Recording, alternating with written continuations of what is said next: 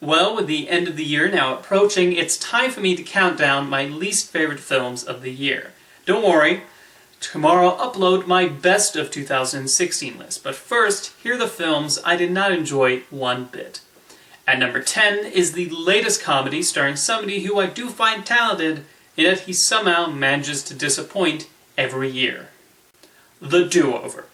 When Adam Sandler signed a deal with Netflix, I assumed he would use that opportunity to improve on his comedic skills, and the lack of worrying about box office numbers would result in stronger material. But I guess not. The DoOver suffers from some of the same problems I encountered with his comedies when they were being released on over 2,000 screens. The humor is cruel and shocking just for the sake of it, with the homophobic jokes turned up to 11. The other issue is Sandler is again playing somebody he thinks is charming and we're supposed to root for, but he's not. He's obnoxious and grating and not somebody I want to spend time with. The film even insults us by throwing in a twist that's supposed to make us endear to him, but Sandler's character is so repugnant it doesn't work in creating sympathy. I will say David Spade is at least halfway decent at playing his role, as poorly written as it is. And unlike The Ridiculous Six, this film does not look like a straight-to-video product. So there's that. Otherwise, I can add this to the growing list of comedies starring Adam Sandler I don't like. At number 9 is the annual ensemble Christmas comedy. Almost Christmas. This movie sure is a bunch of cliches and underwritten characters. This is one of a number of Christmas ensemble films about the family that doesn't get along and the hijinks that ensue. Everything about this film feels false and manipulated, with the film constantly having to remind the audience the matriarch of the family has passed away, just to create tears. It doesn't work. We also have to put up with JB Smoove mugging for the camera, and Monique gives one of the worst performances of the year. Gabrielle Union is good though, even if her character, like everyone else, is underwritten and given a cornball subplot. As Christmas films go, I definitely found this a dud. My number 8 pick is a fairy tale mashup that even pretty costumes couldn't save. The Huntsman: Winter's War. We often talk of films that spend so much time on the visuals, and the story comes up short. The Huntsman is a fitting example of this. The characters are so undeveloped and uninteresting on the page, and the actors give such stilted performances that Colleen Atwood's excellent costume designs tell us far more about them than the screenplay does. Even the Snow Queen, who is clearly modeled after Elsa from Frozen, Atwood brings some creativity to. However, this was also a story I cared so little about, and the whole jumping between being a prequel to Snow White and the Huntsman to being a sequel was such a forced way to work around the fact they didn't bring back Kristen Stewart. As a big-budget fairytale, there's so many creative avenues to go down, but I've frankly seen far more inventive ways to play around with fairytale characters on Once Upon a Time than I did in this drab picture the studio clearly overspent on. At number 7 is the latest disappointing video game adaptation, Assassin's Creed. There were 4 major film adaptations of video games, and after each one I thought to myself, maybe the next one will break the video game movie curse. Sadly, they saved the worst one for last.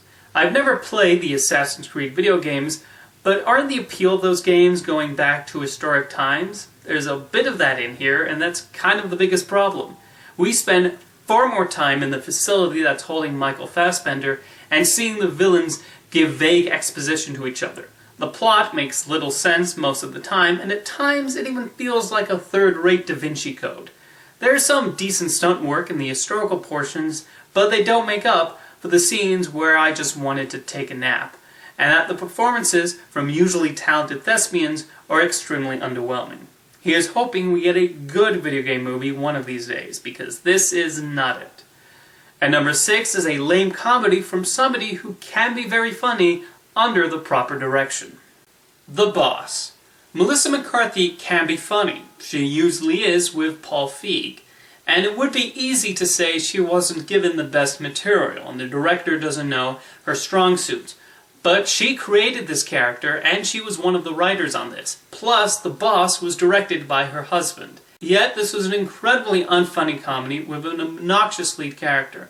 The film constantly tries to create sympathy for this Martha Stewart-type entrepreneur, but it's really difficult when she's this unlikable. We get scenes like a fight between Girl Scouts that should elicit giggles, but just end up dying on the screen. Finally, there were the multitude of cliches that pile up, including the misunderstanding cliche, which takes up a good amount of the running time. My number 5 pick is yet another ensemble comedy on this list, centering on a different date. Mother's Day. Mothers deserve better than this schlock, sadly the final film by the late Gary Marshall. None of these stories work and are the least bit charming. They manage to get all of these actors and give them almost nothing to do. The jokes aren't clever, the emotional moments are cloying, and with the exception of one, I didn't find any of these people endearing. I don't throw this term around often unless it's absolutely deserved, but yeah, this is a movie filled with rich white people problems. The worst storyline involved the prejudiced parents who somehow stopped being racist and homophobic after one day. No, that's not how reality works.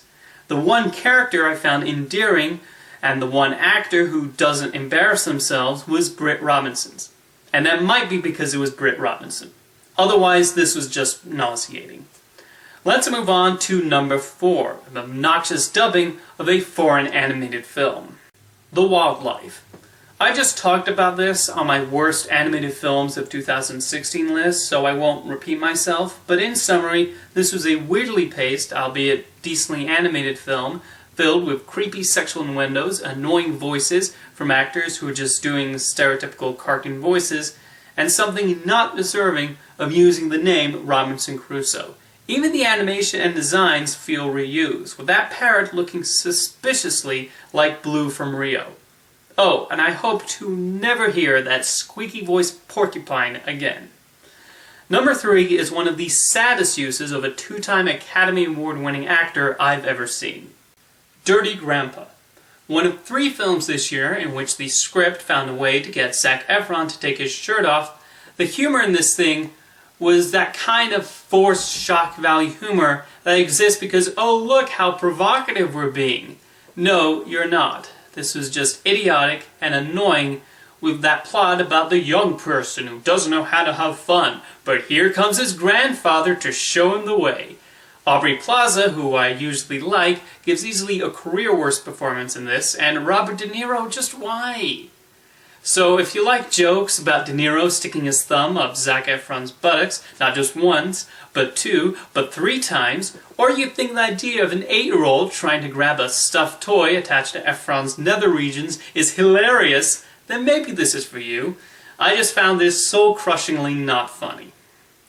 My number 2 is a comedy that somehow was even worse. Why Him? That's a fitting title if ever there was one. This was just Meet the Parents without the funny bits, and every single cliche stretched to almost 2 hours and featuring a whole bunch of hateable characters. This entire film thinks James Franco's billionaire character is charming and likable and funny, but no, Bryan Cranston is absolutely correct at the beginning that he's repugnant. As are all of his friends who we meet in an extended party scene, designed specifically for me to hate my own generation. It certainly did not endear me to Adam Devine, who I swear has one shtick, and that's making stupid faces. It just goes on and on and on with ridiculously unnecessary and forced cameos, including a literally phoned-in one by Kaley Cuoco. This immediately cemented itself as one of the worst Christmas films of all time. And my number 1 worst of, you already know what it is. I don't need to build it up. Norm of the North. I already went on about this film on my worst animated films list, so I don't want to talk about it ever again. All I'm going to say is if you're going to do a worst of the year list like this, watch Norm of the North. Because if it's not on the list, it's just going to look empty. Same to you, Razzie Awards. Prove you actually do watch the worst films of the year and don't just cherry pick the obvious ones. That's how terrible this was. The films I'll list off tomorrow are much better, I assure you.